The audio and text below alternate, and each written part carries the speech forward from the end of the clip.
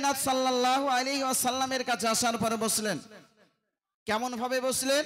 বলে নামাজের অবস্থায়, নামাজে যেভাবে মানুষ বসে সেইভাবে রাসূল করিম সাল্লাল্লাহু আলাইহি ওয়াসাল্লামের দুই হাঁটুর সঙ্গে হাঁটু লাগিয়ে রান অর্থাৎ উরু মুবারকের উপরে হাত রেখে আদব সহকারে রাসূল পাক সাল্লাল্লাহু তাআলা আলাইহি ওয়াসাল্লামের কাছে বসলেন। জোরে বলেন সুবহানাল্লাহ।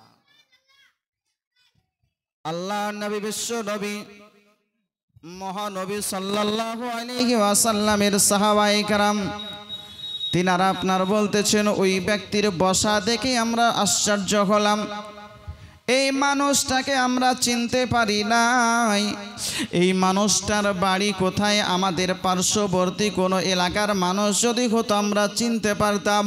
আমাদের দেশের মানুষ হলে আমরা চিনতে পারতাম। আমাদের দেশের মানুষ বলেও সেটা বোঝা যায় না। অন্য কোনো জায়গা থেকে এসেছেন তো সে সফরের কোনো আলামত মানুষটার কাছে কিছুই দেখা যায় না। সাহাবী রাসূল হযরত ওমর রাদিয়াল্লাহু তাআলা তিনি আপনার বর্ণনা করতেছেন। শোনো গো, ওই ব্যক্তি আপনার জিজ্ঞেস করলেন, ইয়া রাসূলুল্লাহ, ইয়া হাবিবাল্লাহ, ওগো আল্লাহর পয়গম্বর, ওগো অদৃশ্যের সংবাদদাতা নবী, আপনি আমাকে একটু ইসলাম সম্পর্কে অবগত করুন। আখবিরনি আনিল ইসলাম ইয়া রাসূলুল্লাহ, ইয়া হাবিবাল্লাহ, ইসলাম সম্পর্কে আপনি আমাদেরকে একটু জানিয়ে দিন। আমি আপনার কাছে জানতে চাই ইসলামটা কি জিনিস।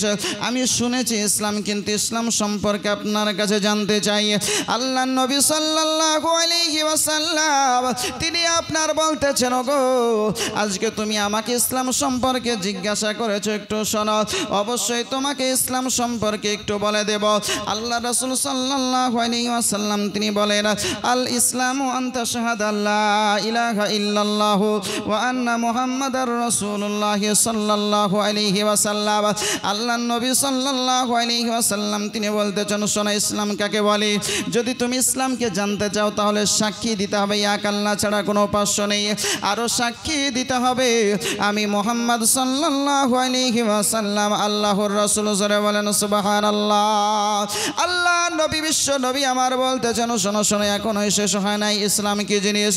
ওয়া তুকিমাস সালাত, নামাজ কায়েম করতে হবে।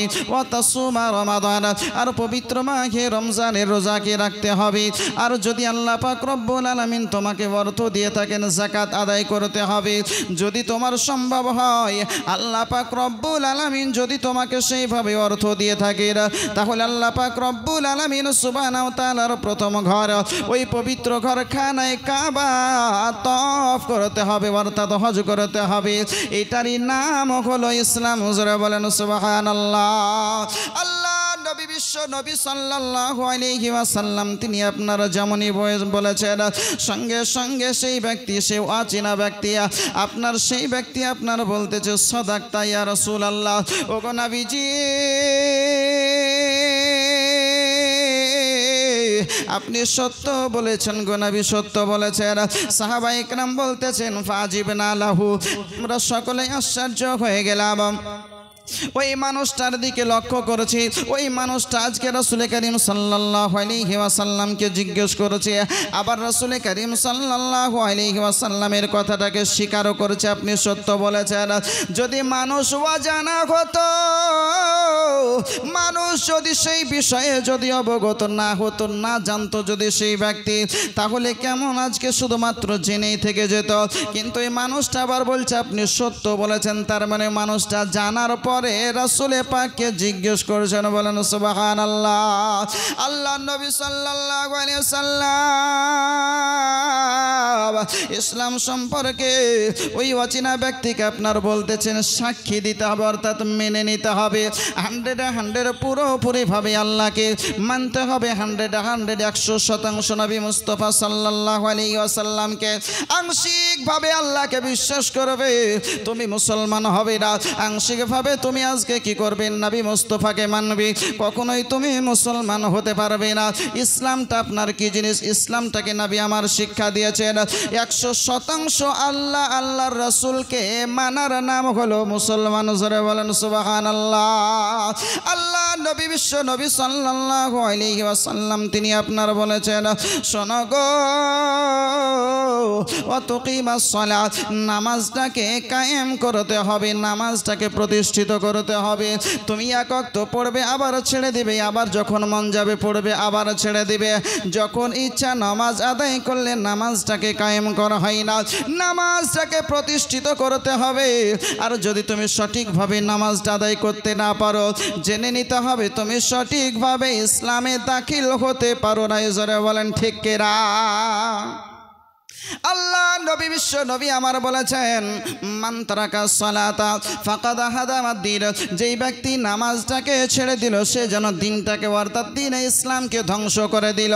আল্লাহ নবী সাল্লাল্লাহু আলাইহি ওয়াসাল্লাম মানুষকে হুঁশিয়ার করেছেন, এ মুসলমান তুমি কালেমা পড়েছো, তোমার উপরে আল্লাহ পাক রব্বুল আলামিন রোজাকে নামাজকে ফরজ করেছেন। এ মুসলমান তুমি মুসলমান ঘরে জন্ম নিয়েছো, মুসলমান কুলে জন্ম নিয়েছো, পবিত্র মাহে রমজানের রোজা তোমার উপরে আল্লাহ পাক রব্বুল আলামিন ফরজ করেছেন। আল্লাহ পাক রব্বুল আলামিন তোমাকে অর্থ দিয়েছেন, তুমি মুসলমান, তোমার উপরে যাকাত ফরজ হয়ে আছে। এ মুসলমান আজকে তুমি কালেমা পড়েছো, মুসলমান হয়েছো, তোমার উপরে আল্লাহ পাক রব্বুল আলামিন যখন তোমাকে অর্থ দিয়েছেন তোমার উপরে হজ ফরজ হয়েছে, হজ তোমায় আদায় করতে হবে। আমি নামাজ পড়লাম না, আমি পবিত্র মাহে রমজানের রোজা রাখলাম না, আমাকে আল্লাহ অর্থ দিয়েছেন যাকাত আদায় করতে পারলাম না, আমি মুসলমান থাকলাম বটে কিন্তু পূর্ণাঙ্গভাবে কামিল মুসলমান হওয়া গেল না। আল্লাহ নবী আমার তিনি আপনার যখন সব কথাগুলো বলে দিয়েছেন, ওই প্রশ্নকারী যখন বলেছেন সাদাক্তা, সাহাবায়ে কেরাম আশ্চর্য হয়েছেন।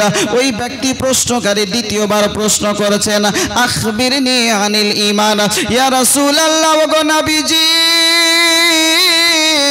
ওগো দয়ার নবী, মায়ার নবী আমার, আপনি আমাকে একটু ঈমান সম্পর্কে অবগত করুন, ঈমানটা কি জিনিস আপনি আমারে জানিয়ে দিন।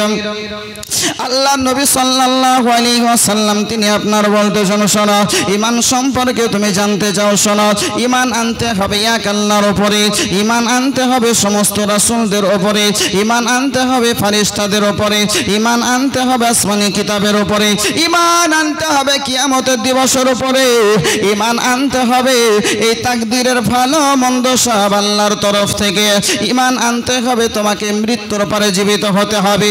এই সমস্ত বিষয়ের উপরে ঈমান আনার নাম হলো মুমিন। জোরে বলেন সুবহানাল্লাহ। আল্লাহ নবী বিশ্ব নবী সাল্লাল্লাহু আলাইহি ওয়াসাল্লাম যখন আপনার এই কথা বললেন, সঙ্গে সঙ্গে প্রশ্নকারী আপনার বলতেছেন, সাদাক্তা ইয়া রাসূলুল্লাহ, ইয়া হাবিবাল্লাহ, আপনি সত্য কথা বলেছেন। আপনার সাহাবায়ে কেরাম বলতেছেন, আবার আমরা আশ্চর্য হয়ে গেলাম। প্রশ্নকারী প্রশ্ন করেছে, আবার তাসদিক করেছে, বলছে আপনি সত্য বলেছেন।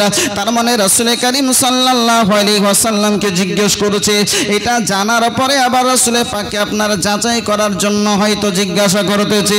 অনেকেরই অনেক রকমের আপনার ধারণা হতে পারে, আবার তিনার আশ্চর্য হয়ে যাচ্ছেন।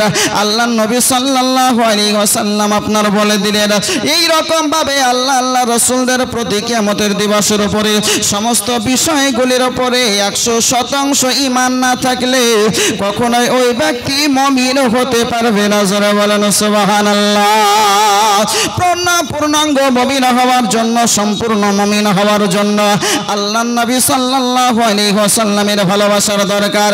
আল্লাহর নবী আমার বলেছেন, লা ইউমিনু আহাদুকুম হাত্তা কুনা হাব্বা ইলাইহি মিন ওয়ালিদিহি ওয়া ওয়ালাদিহি ওয়ান নাস আজমাইন। ও আমার উম্মত, উম্মাতানি শোনরে, তোমাদের মধ্যে কেউ ততক্ষণ পর্যন্ত ঈমানদার হতে পারবে না যতক্ষণ পর্যন্ত আমি রাসূল তোমাদের কাছে তোমার সন্তানাদি, আত্মীয় স্বজন, সমস্ত আল আওলাদ, সমস্ত জিনিসের চাইতে আমি তোমাদের কাছে প্রিয় না হয়ে যাব, ততক্ষণ পর্যন্ত পূর্ণাঙ্গভাবে মুমিন হতে পারবে না। জোরে বলেন ঠিক কিনা?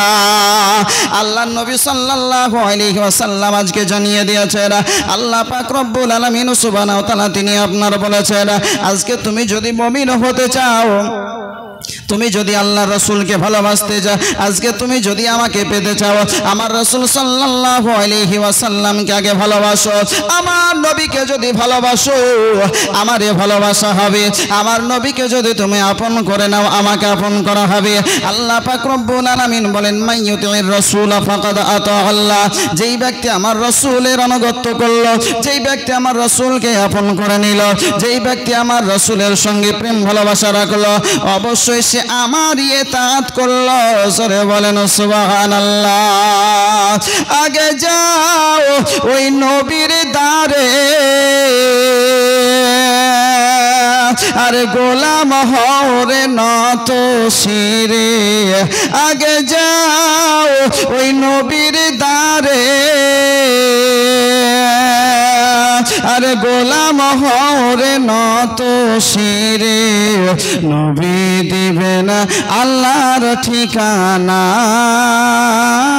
রে এ দিবানা।